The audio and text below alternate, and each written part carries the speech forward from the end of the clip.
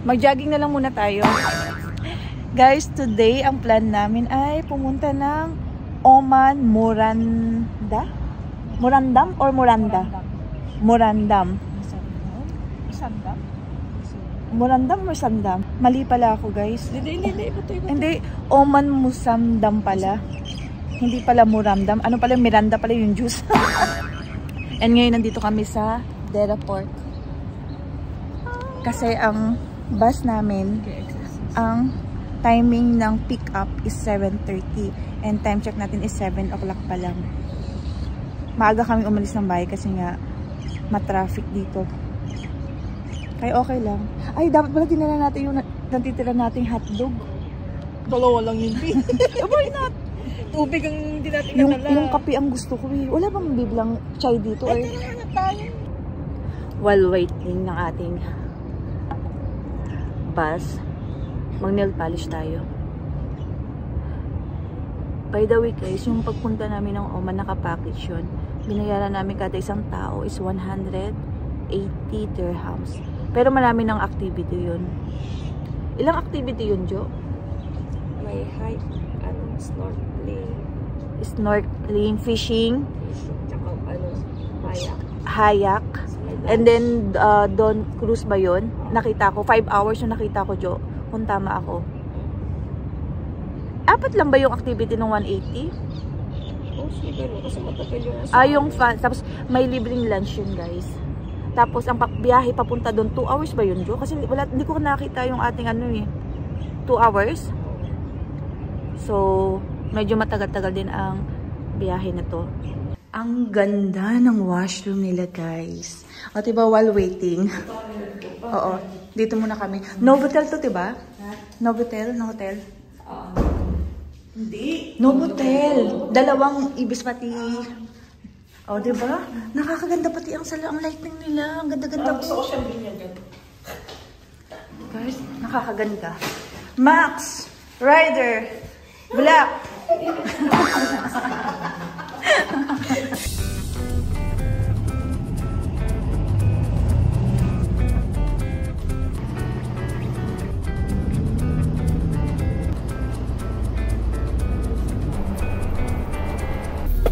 Lumipat kami ng bus. Mas maganda siya.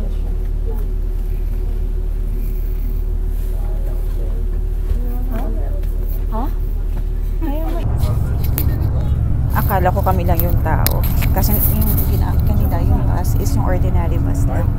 Tapos later nasa parang 1/4 na or mga 50, parang 30 minutes na travel namin. Bila kami tinaransfer ng bus. Much better siya. Pang tourist talaga.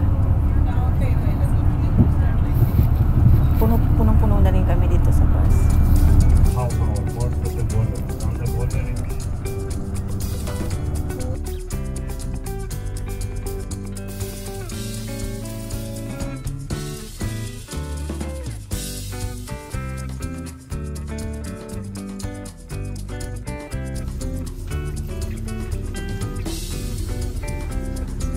Sultanate of Oman. From the left side you can see sign welcome to Sultanate of Oman. This from the right side, water is coming directly from Indian Ocean and Oman and Omani Gulf of Oman. Now around 5 minutes we reach the harbor. Ребята, добро пожаловать в Султанат Оман. After ng pag-check ng passport namin kanina, Oman na kami. Lapit na. Kaunti na lang. Bababa na kami.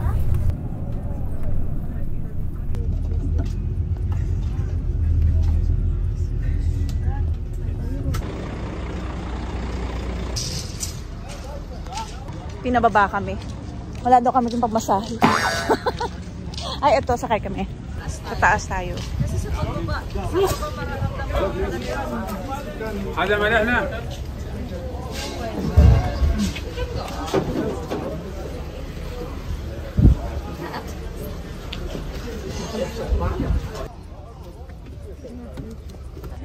Andito kami sa second floor. Deck ang pinili namin. 5 hours na cruise ito, alam ko. Based sa nabasa ko doon sa itinerary namin. Pictorial pa sila. Lang ko nasa province ako sa Mindanao. Pagbalik natin ito ng Dubai, ano na tayo? Ano? Neglang-negla na tayo.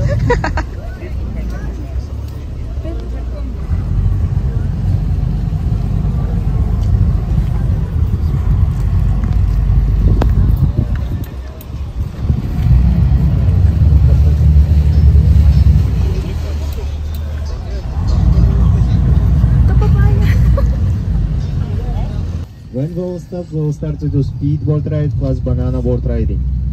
Beer, juice. Ito dapat. Yung flag ng Oman dapat di ayun sa kabila.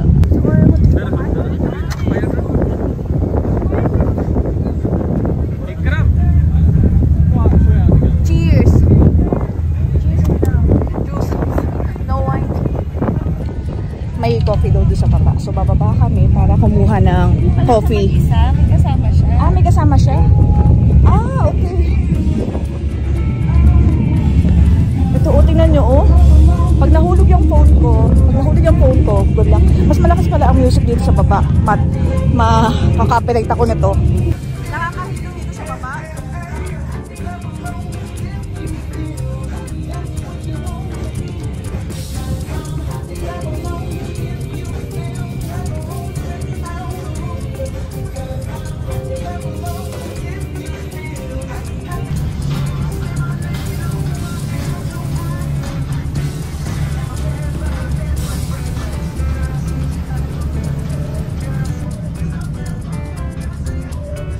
Let's go. Yo. Waka waka.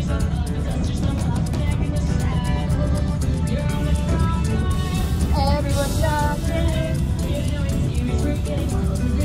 All the precious on.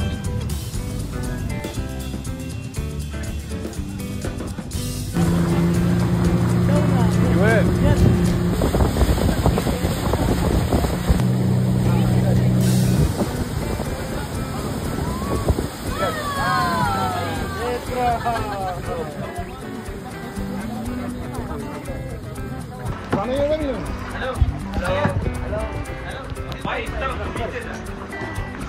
Sheena.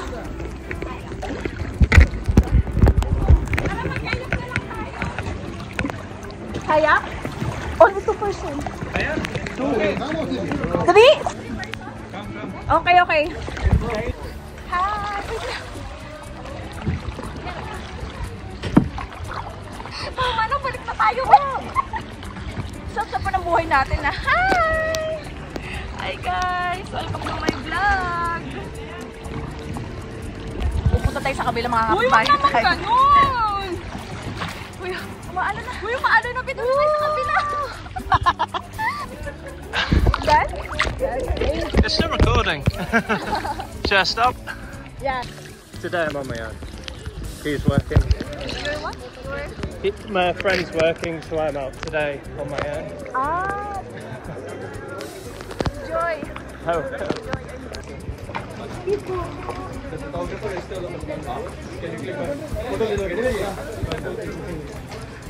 Speedboat. Ano naman yun? Few minutes. Guys, all yes, sir.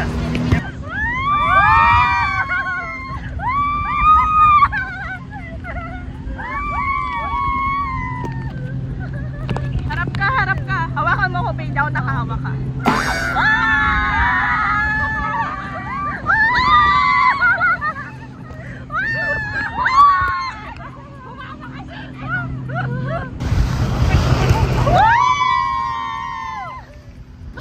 Ay, sigaw ka, naka-video ka.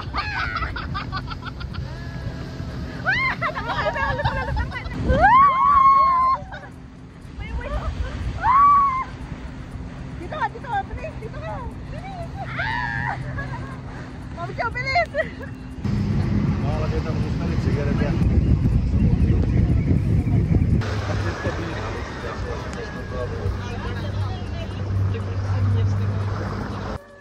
After ng speedboat, ano naman kami? Ipapakita ko sa inyo ang maliit. Ano ba yan? Ito yung tinatarget na Sheena kanina pa yan. Yan. Oh. Sa kanila yan. Hindi yan sa amin. Sa kanila yan. Ang target 1. Ang target 1. Ang worth dun pala ng 180 dirhams na binayad namin, guys. Kasi, ang dami talaga niyang activity. Maganda pala talaga dito sa Oman. Kaya pala, lagi na sinasabi, tara punta tayo ng Oman. Kasi, dati wala akong ka-interest talagang pumunta sa Oman. Kasi feeling ko, desierto. Pero yung, alam nyo, yung dagat nila dito, guys, hindi ganun kaalat. Swimming kami kanina, doon. Malapit sa cruise namin. Hindi siya maalat. Masarap maligo. Hindi masakit sa ilong. Vilma Santos. Ready na daw yung lunch.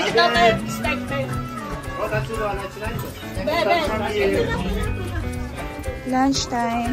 Lunch time.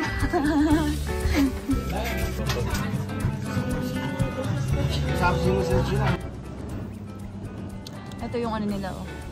Pa-lunch nila. Fish, chicken, salad. Fish daw to na to. Ano tong noodles na to? Yung haka. Masarap? Hindi ko trip. Ito.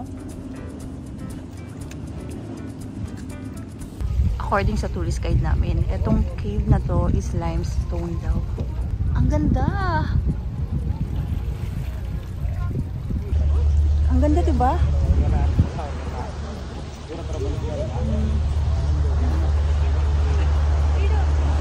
Parang masarap na naman maligo. Nagpalit na kami ng damit eh. Ito yung panangkot. Sabi nung nagbabantay, pag shark daw doon. Ayan o, tuyo yung ulam natin.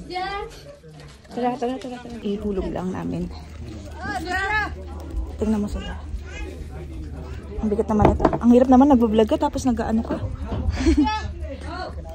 Hindi ko dyan, tatakot ako baka mahulog yung phone ko. Ganyan siya mega o.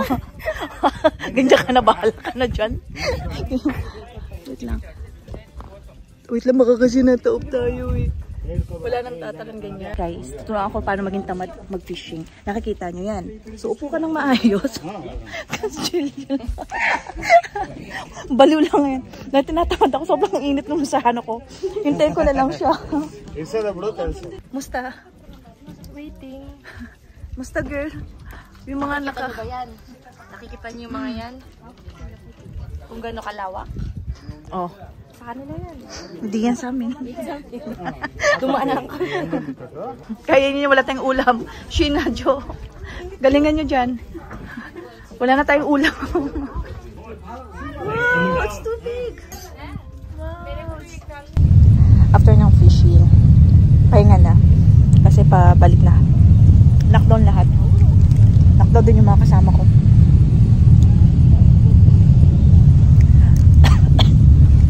Nakakapagod din pala. Sakit ng buto ko. Si Sheena kasi tinaganan niya ako. Tinaganan niya ako sa banana boat. Feeling ko, nabigwasan ako.